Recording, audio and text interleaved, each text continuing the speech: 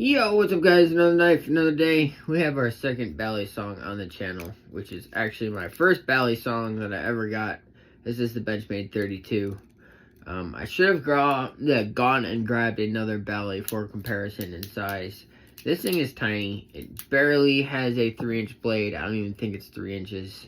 So this is definitely not a big or standard size Bally. Benchmade does make another Bally that looks very identical to this, the 51. The 51 is definitely more of the size you're used to seeing.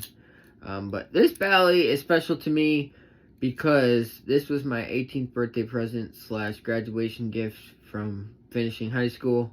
Back in the day, before YouTube was like super huge, it was hard to find Bally related content like on the internet. Like nowadays, you can just go pretty much YouTube any Bally tutorial.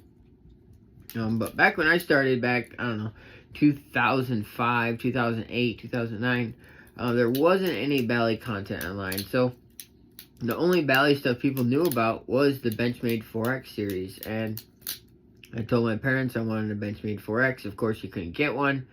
So they somehow ended up settling on this 32. It's not the best flipping knife in the world. Obviously, it's very small. It has a pocket clip. It has a latch. It runs, I believe, on bushings with phosphor bronze. You can see it's got a, liners with scales on it. So it's not one piece at all. If, you take out these pivots here, and if you take out the Zen pins, everything just falls apart, and there's a million pieces. So it's really hard to get a good tune on this. To have very minimal play, it's, I wouldn't say impossible, but it's kind of one of those things that this knife is just not a platform that's worth trying. And then as you just saw right there, like, it's not the best flipper in the world, especially since it has the clip and the latch. And then it's so stinking tiny. Even just doing something basic like a thumb roll over here, it's kind of a challenge, which makes it fun to flip, because when you do things on it while flipping, it's like, you actually did the trick on something that's kind of challenging. It's definitely one of those knives I'm never getting rid of.